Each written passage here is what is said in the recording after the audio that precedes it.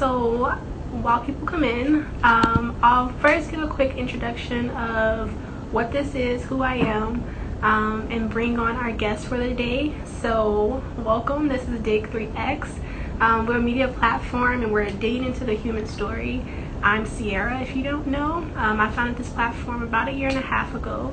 And this series for the month is titled How to Build Your Garden. Basically, we're inviting all of our friends on here and discussing how they're building their spiritual, their personal, and their creative gardens this year. Also, if you're new to Dig 3X, we host the Archive podcast, which is available everywhere podcasts are available. And like I mentioned earlier, this episode will be joined by Wengel, who's been working with us as our assistant producer for the past few months, so I'm really excited for that. Wengel is a 23-year-old Ethiopian-American. She recently graduated from Middlebury College, and she also studies Sociology and Politics. Her interests are sort of like super varied. She's interested in arts, in the natural world, and travel and spirituality, essentially compassion and joy. And so I'm going to add Wengel here, and then we can get this conversation going. Hello. Hello. How are you? First time on a live. I'm good. I'm excited. I know lives are so awkward sometimes, but I'm happy that you're here. So I sort of just like gave a brief introduction about you.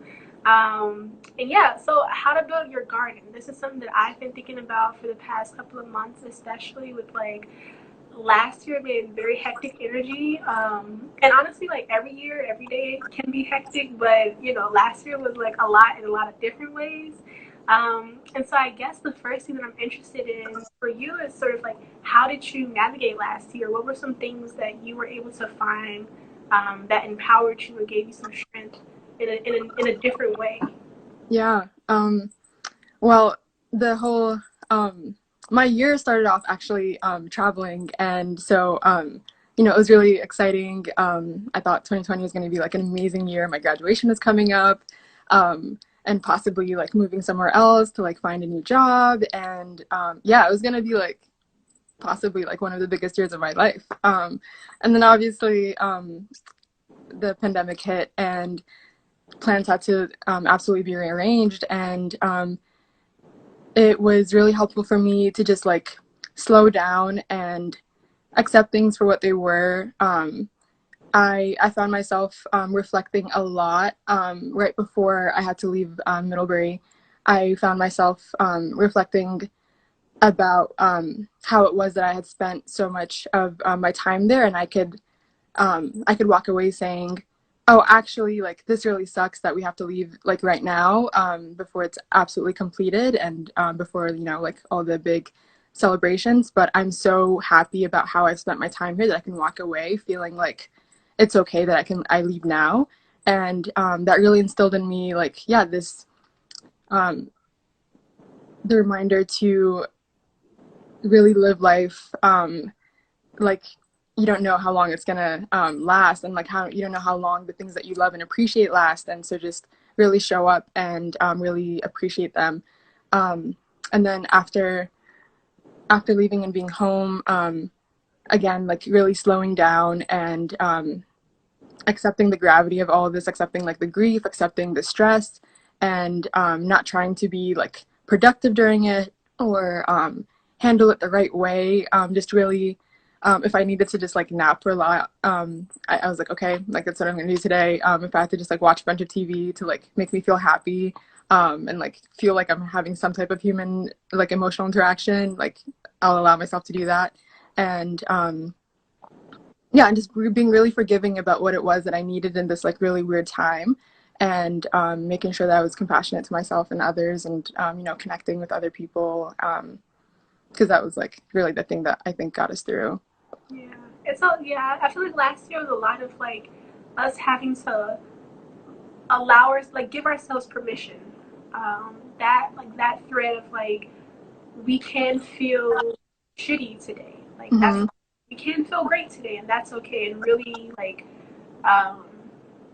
just embracing like the nuances that is life, like all of these little intricacies, and sort of like reevaluating and sitting in those moments of uncertainty or whatever. You ultimately learn that like everything is uncertain, and like Exactly. okay, it's totally fine.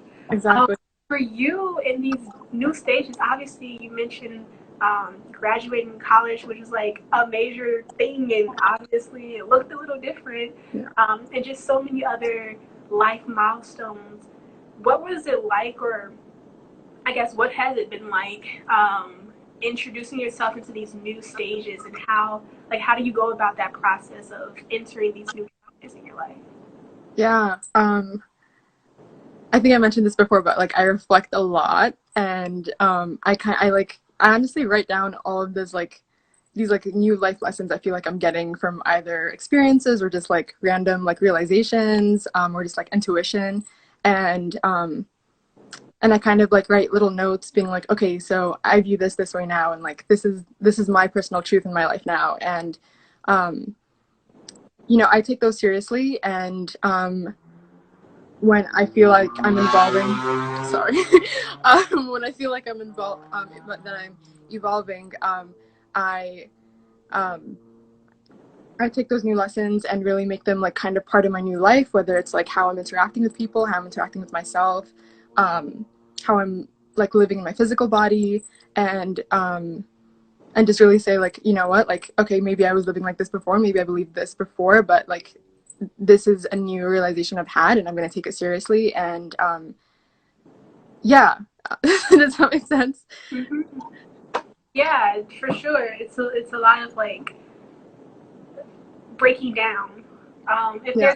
there's and this sort of goes into this next question of like absolute truths, Mm-hmm. and are there absolute truths that you believe in? I kind of was thinking about, whoa, like what are the ways that, or what are the things that I know will happen, and like breaking down and rebuilding, I know will always happen, and I know that those, Right. that you're always going to be challenged and have to sort of like, you just have to be malleable. You have to be willing to adapt. And so I guess along with that, you already mentioned sort of like personal truths. So what are some other personal or absolute truths that you believe in? And Mm-hmm. along with that, what has been some of the most like exciting or like most evolving sort of truths for you? Ooh, okay. Um, yeah, this goes with what you were saying, but yeah, I think maybe that biggest absolute truth is that like nothing is permanent, and the only constant thing about this world is that it's constantly changing. So we really, we have to be able to adapt to our new realities, and we have to be able to let go of certain things, even though we might want to keep them forever or might want to stay that way forever. And yeah, I think I'm someone that's become comfortable with change, and it will never be like 100% comfortable with it, but that's an absolute truth that like I think is going to stay forever, and I'm more comfortable about it now. And um, another absolute truth is that it was really important for me to realize, I think in college, was like the love that you give yourself will always be the most important.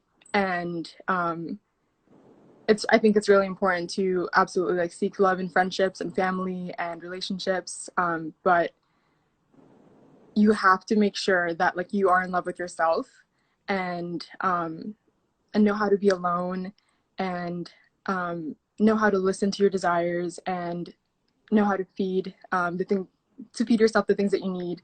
And yeah, I think gratefully self-love has become much more of an accepted and like widely talked about thing, but that was definitely, when I was younger, a huge realization for me, because it came at a time where I was really yearning for love, because I felt like I was constantly giving and like not getting much in return. And my mistake was that I was just constantly giving and not like preserving for myself. And not that I like wasn't desirable, or not that I wasn't loved. It was just like, oh, I need to feed that energy here instead of constantly pouring it out. That's why I feel empty, because I'm just like draining my cup all the time, not because I don't have love in my life. I'm just like not preserving my own magic for myself. Yes, Yes, oh my God, literally same. Same, and I think everyone comes to that realization at some point, but like it's work. Like you Yes. really gotta like get in there. You really have to sit down, be quiet, and like listen to yourself. Like listen to your own internal compass. Mm-hmm. Um, Mm-hmm. One thing that I struggle with in terms of like making sure that I um, am centered and making sure that I can like navigate the way that I need to navigate um, is like being on social media. It's so Yeah. difficult for me. Like I literally am like, there's too much noise. There's too many people. It's just a lot. And so if you see my profile, you know, I have like 3 pictures. Like you know, I kind of want to be like this incognito sort of like mysterious figure because it's a lot for me. And so for you, like you seem to be fairly active online, but how does that work with your spiritual self and your spiritual development? Mm-hmm. Mm-hmm. Yeah, great question. I do find myself being more active online, especially during the pandemic, when I'm literally just like at home, like living with my mom. And what really helps me find joy in social media, or like find importance in social media, is following people and pages that just like either spark like inspiration in me, whether it's like, oh, I'm learning this thing that I think is really important, or people that inspire me that are like just living their lives in a really beautiful, truthful, um like exuberant way, and I'm just like, yes, and I think that like seeing that constantly helps make you think that's normal, because it's more normal in our society to kind of be like, okay, like this is what everyone thinks now, cool, okay, that's like, okay, that's what I think, that this is how everyone's living, okay, I think that's how I'm living that. And I think it's really important to just like normalize people that are different, and people that really go against the grain. And so I follow a lot of people that like in a really positive way, just like really like are out there, and being their like authentic selves, what like while the rest of the world is like, whoa, how are you living like that, or how do you have the courage to like do that? And it's I really like what Lizzo said. It's like she was talking about like body positivity, but I think it really can apply to so many things. She was like, I'm not brave, I'm just sexy, I'm just beautiful, and yes, she was talking about like the fact that like she might be like super revealing of her body on social media, but I think it really it shows that our culture thinks that like being not being ashamed means that like you're brave, and that's sad, it's just like you're just living, and people are like, oh my god, that's so brave. So I want to normalize people that just like live in their own world, and like center positivity and love, and make that normal for me. And I follow people that I have come across with in my life, whether it's like a day or I went to school with them or like whatever, that I think are really wonderful people, and that I would love to hang out with, and just like their posts make me smile, or I'm like, wow, like your pictures are so amazing. Um, and um, and yeah, I then like also share things that I find really funny or really like inspirational, or something that I'm like, oh, I'm so glad I saw this today. I'm like, well, let me share it because like someone might feel that same way. So I'll definitely have like a variety of Instagram stories that I'll share, whether it's like, oh, I read this really cool thing that I think like you should be informed about too, or like this made me laugh and I hope that you get joy out of it too, or sharing music I really love.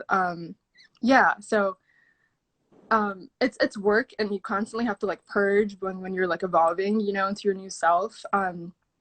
But I think that when we're careful about it, when we're like intuitive about it, Instagram or other social platforms can really time is making me laugh, can really foster like your inner sense of like happiness and joy and inspiration.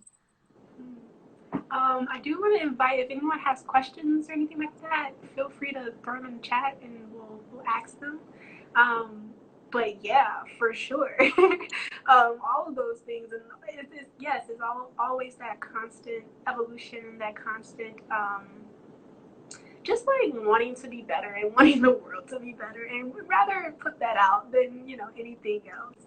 So I guess like for like, let's say we're on the other end of this year, and you've done all these things. What do you hope, or what version of yourself would you like for there to be at the end of 2021? Yeah. I mentioned, or you mentioned in my bio, that I'm interested in the natural world. And I think for me that means I am trying to really be mindful and remind myself more recently that I'm like an animal, like I just like a human being. But I think we conflate like human being as like being different than animals, but it's like, why do we think we're different than every other species that like walks this earth? And so just remembering that like I have this like physical body first and foremost, and to not neglect it, because I God knows I've neglected it for so many reasons, for being like I have too much homework, I can't work out, I have to go to this place, like I can't just like sit outside, like and I think the pandemic was good for a lot of us to like, you know, just like make sure that like we like go outside and like take a walk or whatever. And most of the activities that you could do were outside. And I think that was like a really great reminder for a lot of us to reconnect with nature. And yeah, I'm really just trying to remind myself that like I'm not this like brain that happens to have a body that like is supposed to like function in the modern world in this way, and really just remind myself that I'm an animal that happens to be in a like pretty interesting world that like we've created within this natural world, and really respecting my body's boundaries and my body's needs and desires. So yeah, I hope that I'm someone that like works out most days at the end of the year, or just is doing a lot of like physical, a lot of things to like connect with the physical world. And I also hope to take a little more risks. I feel like I've lived my life very calculated. Like, okay, I'm gonna go to this college because like I'm gonna like it's gonna do this for me, um, and I'm gonna like support my mom like do this and that. And I've made so many like major decisions in my life because like this was the right step, because this is what society tells me, or this is what like my family tells me, or this is what I think is the right thing to do. But yeah, hopefully at the end of 2021 I've like taken some risks and felt more confident in my individuality because of taking those risks and learned from them. And I hope I am more vulnerable in relationships. I mentioned before, I'm very comfortable giving, and I'm exercising my vulnerability and telling people when I need love, and apologizing from a place of like, oh my god, they hate me now, instead of that place, but to like, oh, I really care about you, and I might have not shown that in the best way, so let me apologize so that you know that I really care about you. And yeah, doing a good job of just like fostering love with the people that are in my life and that I'm really grateful for. Um, and I'm also going to be a more patient person.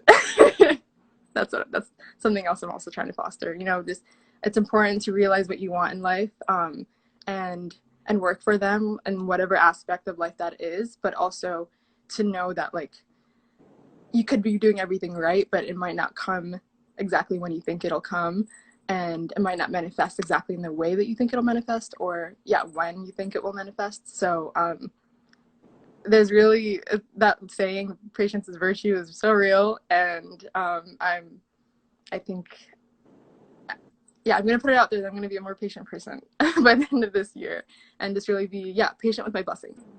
Well, it's been a joy to watch you grow and evolve, even just from like these little, you know, our bi-weekly sort of like check-ins. Like I've witnessed a lot of growth, and like a lot of the things that you're talking about, I've seen you implement it, even within like a working relationship. So That's amazing.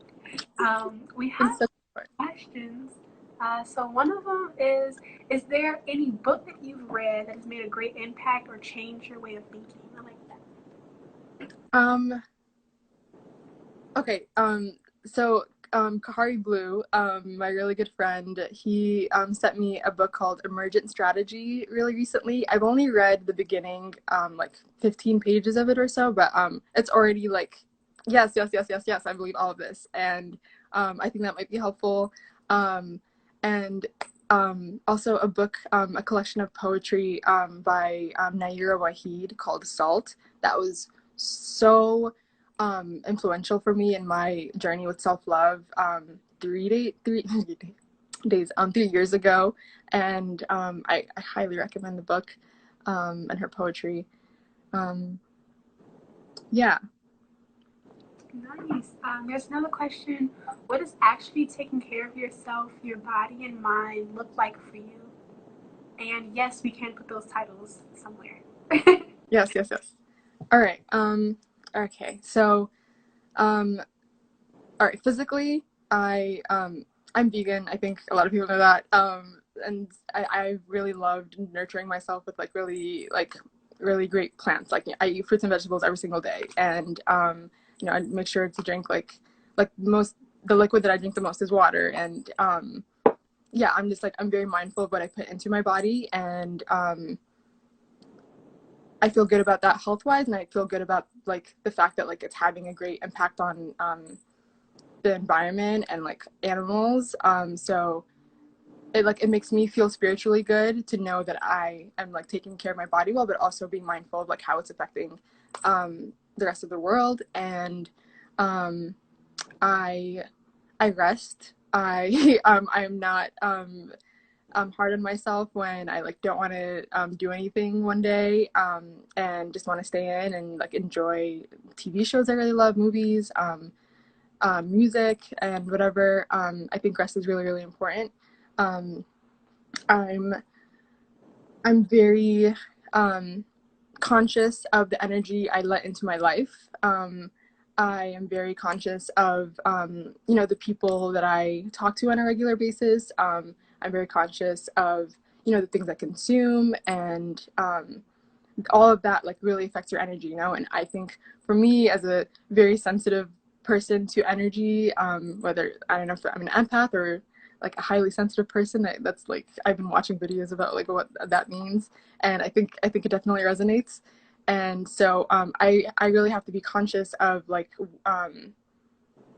of like just my programming, and being a very empathetic person, I really need to be careful of like the energy I let into my life. And I make sure that like my relationships and my friendships are healthy and reciprocal.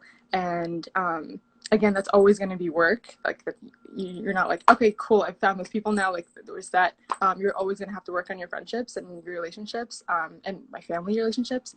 But yeah, just being mindful of being like, okay, I deserve peace, I deserve love, I deserve honesty, and like are those things being given, and then am I giving those things back so that like it's okay for me to expect them? Yes, okay, cool. And um